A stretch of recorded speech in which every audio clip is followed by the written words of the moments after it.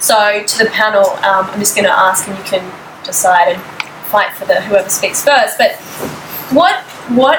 so when you get that access to understanding that that's something that you need to work on, and realizing that it's not the situation, but rather where you're at in terms of your health, what's next? What do you do about it?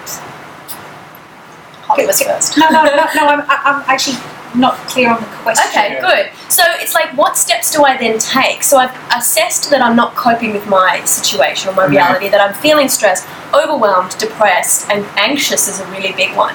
What is the next step that I take? Like, in this world of, we've got like 100 million ways of doing something, but what is the next step?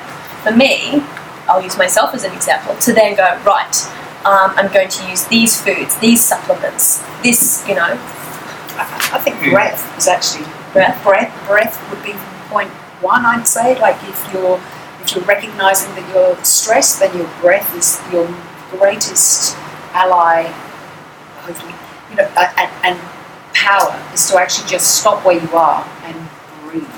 Just breathe consciously, bring your consciousness to exactly where you are, and feel the ground on your feet. Just notice where you're like that would be step one. Can you give us an example of one very succinct breathing exercise that you could do? Yeah, absolutely. I can actually do it together if you want. Yeah, you can all do this. If you're in a state of sort of slight anxiety, if you're working and your head's caught in something and you're really sort of there and you can feel you're kind of breathing up here and a bit quick, if you just sit and put both feet on the floor and just ground yourself, and then you breathe in and you can do this. If you have the opportunity to walk when you're doing this, walking is the quickest way to employ this. So you breathe in to the count of 4, and then you just pause slightly, half, and then breathe out to the count of 6. And if you're really in a stressed state, you might only be able to breathe out initially to the count of 3 or 4, if you're really tense. But if you gradually, that's resonant breathing. So we breathe in a cycle. If you breathe at that cycle, that's a resonant breath, and that will switch on the parasympathetic nervous system, which will bring you into your body and calm you down. And if you can't sleep, if you're anyone else said I can't sleep, something's bothering you and you're kind of caught up in it, just bring your attention to your breath. Breathe in for 4 and out for 6. And there are lots of variations on that theme, but it works. It's really powerful. Highly recommend. Awesome. Yeah, beautiful. And that's something I'm glad it's been touched on, that it is a holistic angle that you've got to come from when you're healing yourself from anything, or whether when you're just exploring the potential of your body or your consciousness. It really is going to be holistic, and so you're going to get all the 4 elements, plus you're going to be moving your body. However, since we're here talking about that earth element and talking about nutrition, I'll kind of focus in on that. So you mentioned mental health, that's where we sat on, and then you were mentioning the gut. I think, that's where I immediately go to. When I think there's something going on mentally, that the connection really is there with the gut. Now, I can go into a little bit about, where serotonin majority being produced actually in the gut, not in the brain. But, the evidence is when you look at the photos of a baby in utero is, first of all, the heart is produced before the brain. That shows us that we've got to get in here before we're up there. But then you see this one line kind of produced, and then it splits into 2, and then one becomes the brain and the other becomes the gut. So we know they're connected. So if there's something going up in the mind, you really got to be giving some TLC to your gut. And so I'd be getting in there, and I'd be doing some colon cleansing. I'd be getting onto heavy amounts of aloe vera, one of my favorite superfoods for healing the skin cells, the internal skin cells that occur within the gut. Chia seeds, fermented foods. I'd be going nice and hard at fermented foods, at kefirs and sauerkrauts, and judge what's going to be the appropriate amount for you. But I'd really go at healing in that vicinity.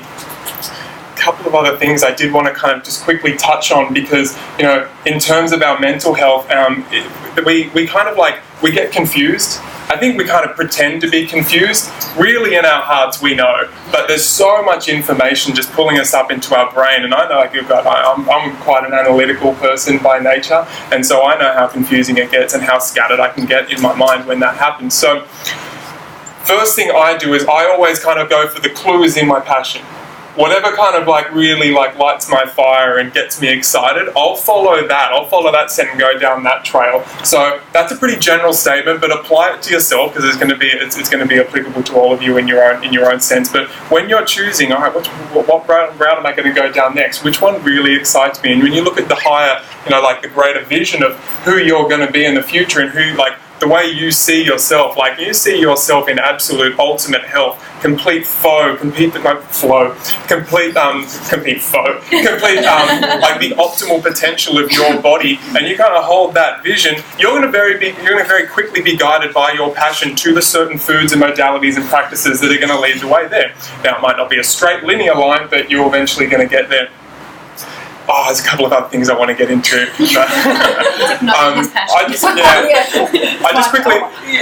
One thing I did want to kind of point out as well, in terms, all right, first of all, like when you watch people like really go catabolic on the raw diet and they really strip themselves back, a lot of the time that'll be a like low fat diet. When there's like, generally speaking, low fat is eventually going to lead to a couple of new things going on neurologically. And so if you simply just start adding in some fats, like for me, coconut oil, it does it for me. It's like, and I get onto the avocados, like my metabolism runs primarily on fats, olive oil, olives. Some people need to go a little bit further and go for ghee. I'm quite fond of people going in that direction, whatever they need to kind of get their neurological health and their brain health really functioning. And then, of course, there's the omega-3, essential omega-3 fatty acids, the DHA, EPA, and ALA.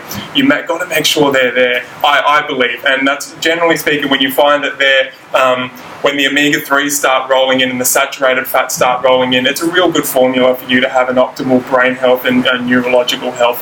Can I say something? Please. I'm burning to say something about the firms. You said, and I think it would be great if you kind of qualify, because I think that I'm mad for fermented food. I think that, and that's primarily what I'm teaching people about. But I think what I'm noticing is, and the whole superfood thing. What I'm noticing is that when we fractionalize food and we say we identify this thing is particularly good for that, we tend to say, therefore, a lot of that will be a good idea. And what you mentioned was hit it hard with the fermented food. If you have gut imbalance and you hit it hard with the fermented food, you're going to feel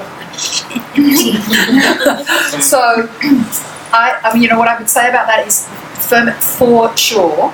Wide range of raw ferments, but easy to begin with, and really always it's their condiments, their add-ons. They're not the meal, and that's something I'm noticing a lot of as they're becoming so popular. People are going, great, sauerkraut's amazing. I'm having that for breakfast. Do you guys know what fermented foods are? Yeah. Does someone want a clarification of what fermented foods are? No, you're good. Live probiotic foods, living raw probiotic foods. Do you have to make it yourself, or can you buy them like already? Probably farmers market. There are people making good products. And it's growing enormously. It's wild. It's going nuts at the moment. It's really easy. It's really easy to make your own. It's really incredibly easy to make your own. And you just need a little bit of information for how to do that safely.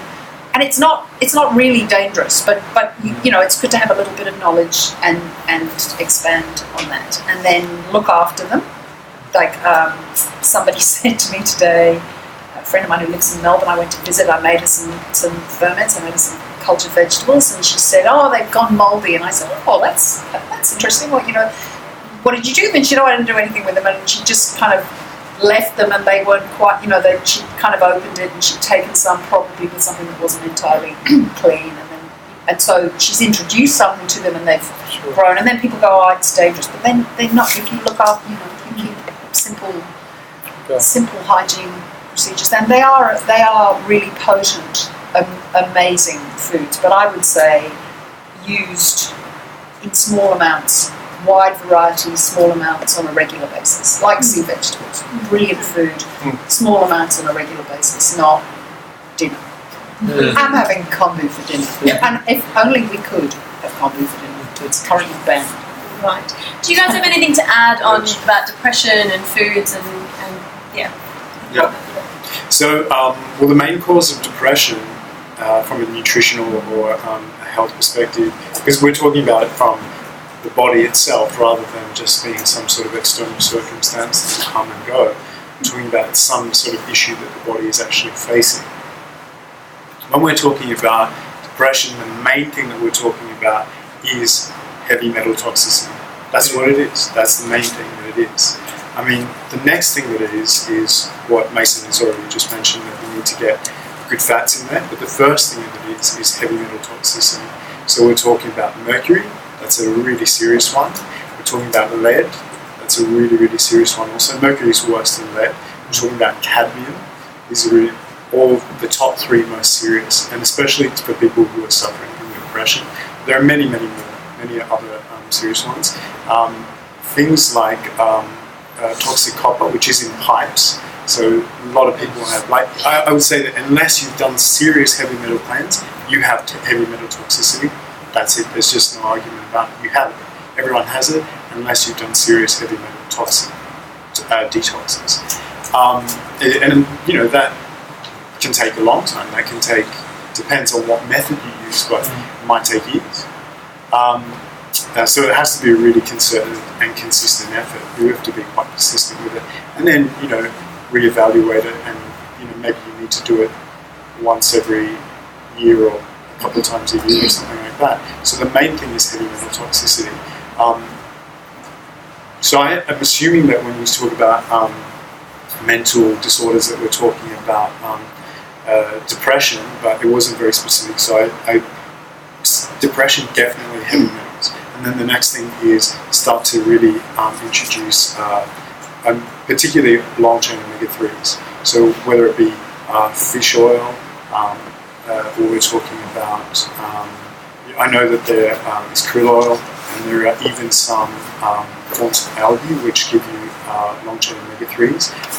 I've never tried that, so I can't vouch for it, but I know that krill oil and fish oil do help a lot and make a big difference. Oh, vouch for algae oil.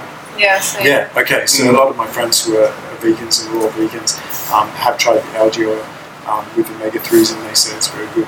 But but so, okay, if we're talking about other mental disorders, because I have to like try to break it up into different groups, we're talking about things like schizophrenia. That's definitely related to diet and definitely related to nutrition, and particularly through to gluten intolerance, and particularly to wheat. So schizophrenia, you have to cut out all that sort of glutinous grains. Even I would cut out corn. You know, corn is very inflammatory, and it's irritating to the gut, causes all kinds of gut problems. Some people are less reactive to it. And then I would say refined sugar. Definitely cut out refined sugar, cut it out completely. And even some things that people are using now as natural sweeteners, definitely cut that out too. Things like agave, I would definitely cut that out. You know, there are some things that people are going to react to more than others, but when we're talking about agave, we're talking about something that's high fructose. It's highly refined, it's a highly refined sugar, and it messes with all kinds of hormones in the body. We're talking about messing with the leptin receptors, we're talking about messing up people's insulin responses, making people put on weight, changing people's relationship to how well their satiation acuity, so their ability to feel full, gets disturbed. So definitely cut out all refined sugars, and if you go with natural whole food sugars, things like stevia, things like honey, and cut out all refined sugars. So in terms of schizophrenia and depression, I've kind of addressed my response to those kinds of things. Heavy metal toxicity is something that everyone should be looking at, everyone should be addressing, and it affects so many things. But and we can talk about those kinds of how you deal with those kinds of things later on maybe. But that would be my response to a general question about mental health. Look at heavy metal toxicity, your omega-3s, and generally the balances between your omega-6 and omega-3s. Start thinking about cutting out allergenic foods like glutinous grains and even non-glutinous grains, and even refined sugar. Definitely cut that out. Mm-hmm. Awesome. That kind of goes for like across the board, really, in terms of wellness. If we're talking about health for the planet, really, like our over reliance on refined carbohydrates and sugars. If you want to have the fastest way to have an effect on your health is to reduce and where possible eliminate refined. I'm just going to quickly add two things to that mental health conversation. It was like, there's a really good book in that's called The Second Brain. I can't remember the author, but it touches on what you talk about, Mason, which is they've discovered actually that we do produce these hormones in our gut, especially a lot of the brain chemicals as well. So it's really important in terms of gut health that our gut works properly. And they didn't know that, but they think evolutionarily that we had that brain first before we developed our big brain. So that's really interesting. So that part still works today. And in terms of the heavy metal toxicity, my understanding is that a lot of these metals, they actually cross the blood-brain barrier, and so that's why they can affect our mental health, and it's quite serious because it's very hard to, as you said, to detox and to cleanse. So it is important. Interesting. Oh, we just touched on a whole lot of things, and I'm glad you brought up the sugar and the grains and the corn. Sugar, for me personally, I can feel the difference when I've had sugar, and I agree with the heavy metals. I think sugar is a trigger, is a day-to-day trigger of mood swings and, going down into a low point. It's also linked to you mentioned schizophrenia, Alzheimer's, things like that, particularly with grains. Alzheimer's is a big one as well. And then, there's a whole realm of diseases. I could go into lots of different studies. I mean, across the board, sugar is, I'm sure we're all going to agree, sugar is one of the worst things that's refined sugar. I want to. Oh, you got it. She's taking over moderating. Sorry. Go for it. Just on grain, I'd be really interested to know if you speak, because in a paleo diet you don't eat grains at all. Okay, so there's grey areas within paleo. Yeah. There's the paleo purist, and then there's, I guess, paleo, people who eat 80-20. I think the whole grain debate is because a lot of the grains, the ancient grains, the things that have been around for a very long time, that most of them don't exist anymore. And the problem is, through agriculture, the farmers have eradicated grains that we once ate in favour of grains, dwarf grains that produce high yields, because they grow quicker and they make more money and then the government supports that, and it's in research and science in the last 30 to 40 years that the like things like celiac and disease related to gluten intolerances have all really sprung up. And if you look at agriculture in the 1970s, that's when this dwarf grain really gained momentum. It was introduced in the 80s, and now we're seeing an epidemic of celiac and gluten-related diseases. So when it comes to grains, most people in the paleo camp, say no grains. There are people who do eat some grains like quinoa when they're properly prepared, to remove the sediments and things around them. And there's some people that kind of follow the sprouted, thing as well. Others just cut all of them out completely. And you? I cut them out completely, particularly any flours and wheat. I don't go near at all. Something like quinoa, very rarely. I would never cook it myself, but maybe if it was in a little bit of something, I would eat it, and that would be fine. I can't really, not very much. And so your carbohydrates would come from vegetables. Yes. Yep. Yep. My carbohydrate intake, I mean, I have a very high fat intake in my diet. So my carbohydrate would be sweet potato. I try to avoid white potatoes and too many starches. Yeah. Lots of leafy greens. I don't eat legumes very often either. But I am, having said that, I've been following paleo for 6 years, and during that time I've evolved my thinking, as has a lot of people. And I know that there are some thoughts, and Chris Kresser, who's very big in this paleo space, talks a lot about legumes being a staple of many diets around the world, but properly prepared, and that makes a big difference when they're soaked, and as opposed to, obviously, they're going to irritate the gut if not properly prepared.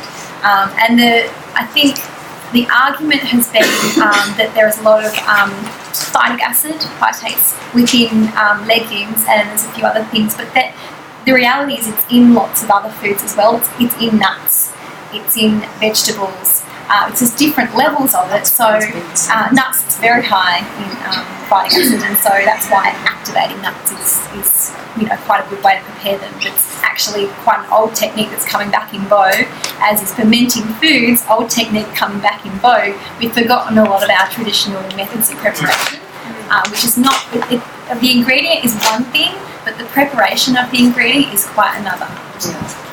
Is everyone aware of what activating nuts is? Yeah, I was actually going to ask. I saw it many times.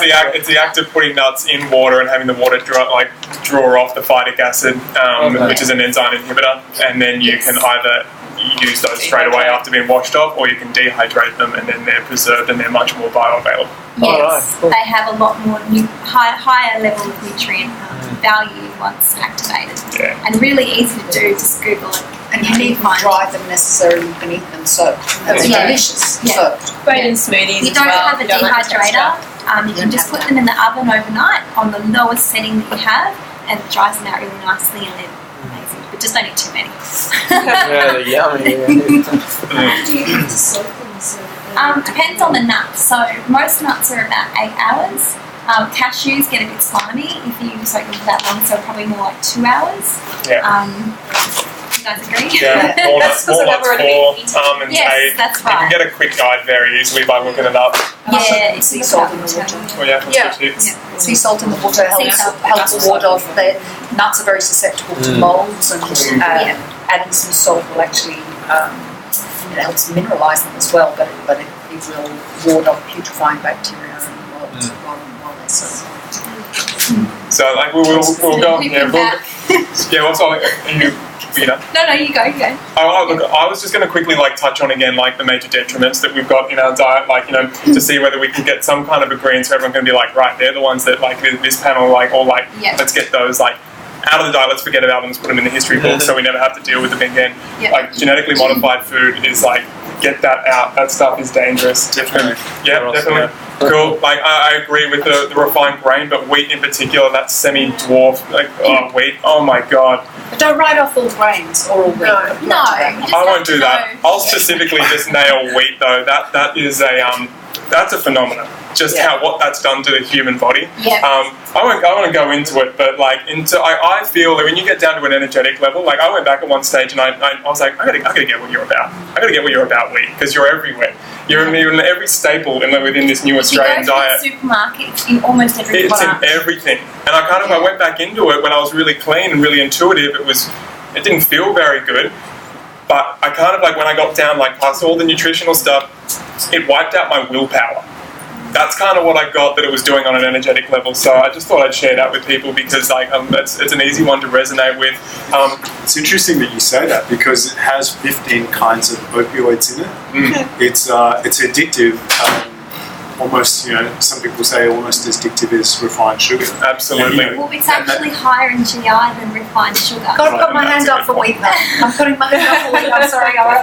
And like you were saying, properly prepared depends on the strain, and rice is brown rice, properly cooked, eggs macro. Sorry, but it's not eggs macro. You know what I mean. It's there are definitely grains properly prepared that can be a nutritious part of your diet. It's not like all of your diet. I've eaten all of your body weight in brown rice over the years. We used to go through, we had 2 shops. We went through 8 tons of rice a year. I think I cooked a bit of brown rice in my day. But it's got to be properly prepared. So it's, it's soaking that. So it's grains, nuts, beans, and seeds, which all need soaking. And with the grains and the beans, it's put in acidulated water. Something that's got a bit of acid in it. It starts fermentation. So when you soak grains, and actually brown rice, it has less phytates than any of the other grains and needn't be soaked necessarily.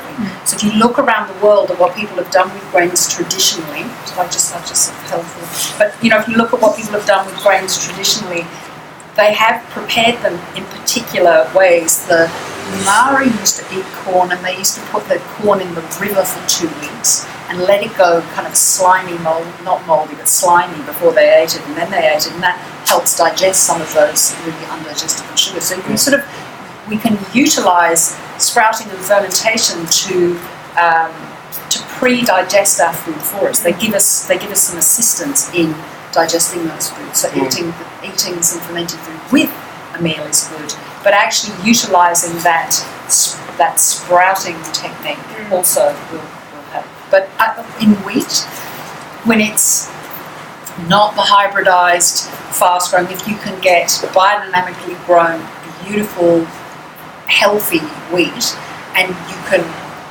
grind it and make bread from it using a sourdough starter. Sourdough is a means of fermentation, and generally, we're talking about ferments, they're usually raw and you're eating them raw. With sourdough, you're utilising fermentation to condition and pre-digest the grain so that your body can then utilise all the nutrients that it contains. It's not not nutritive, it's just that we've been eating it in vast quantities. It's in everything. See, I've got willpower still. It's not killing mine. And you know what? But I'm not a slave to it either. Oh, I know what you mean. But it's interesting you say. I've got a friend who just cannot go near wheat, completely gluten intolerant. But then if she gets that real ancient strain of wheat that comes over from Germany and she takes that in, it's fine. Like it's real easy for her. So that's kind of like we've got to keep a little bit of perspective of this whole upgrading thing. Let's get that semi-dwarf wheat, which is pretty much like majority of the wheat that we've got. Let's get rid of that. Refined sugar. Spelled good. Still got that gliadin in it though, which I'm loving it.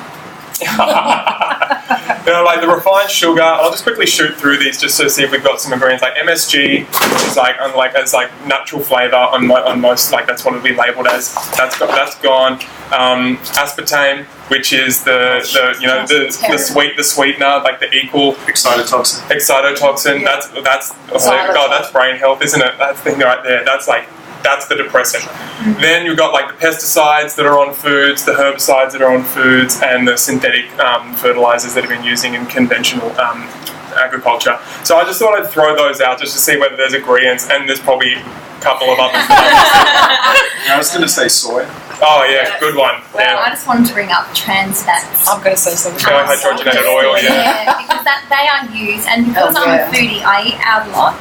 I like going out to restaurants. Most restaurants are using vegetable oil in their cooking, and they're heating it in temperatures which it becomes toxic to the body. So we're eating toxins every time we order a steak or every time we order a stir fry or anything like that, and it's really hard to avoid. And so sometimes, I've got different strategies for it. Sometimes I just know that it's being cooked and prepared that way. Yeah. But these oils, soybean oil, vegetable oil, sunflower oil, they're already semi-toxic the way because they've been prepared with heat. And then when they're cooked at high temperatures, it just oxidizes them and makes them even worse. And poison. I'm assuming you mean those oils refined, because you can get cold pressed those oils, and if you don't overheat them. So basically, if you cook with oil and it smokes, chuck it.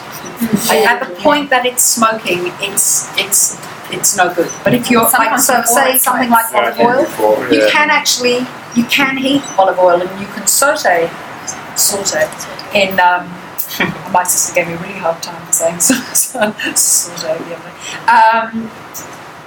At a reasonable temperature, and often when you add food, like if you're putting, say, onion for cooking, you're putting onions into the oil, you'll see steam rising, and you actually want to see steam rising because you want to drive the water out of it and concentrate the sugars. So you need it at a reasonable temperature, but you don't want the oil itself to be smoking. So you want to make the distinction between the oil smoking or the food that you're adding, because it takes the temperature down, it then steams.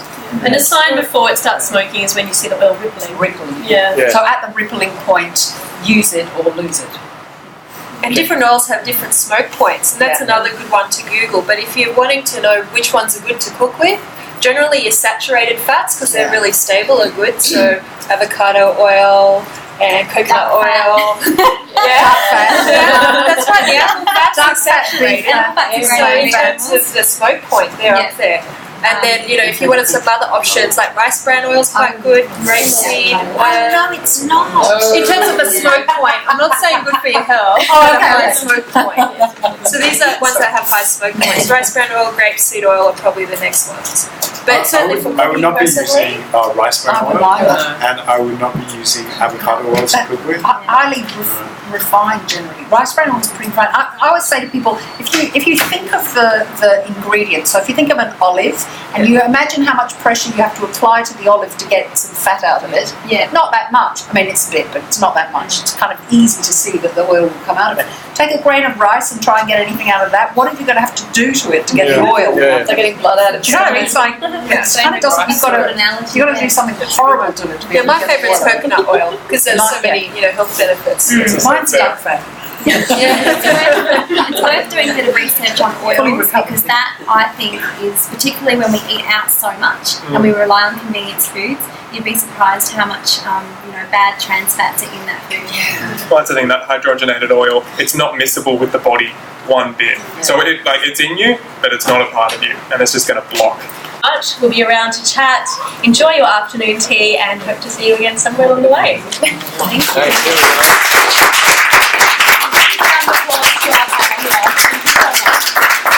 you.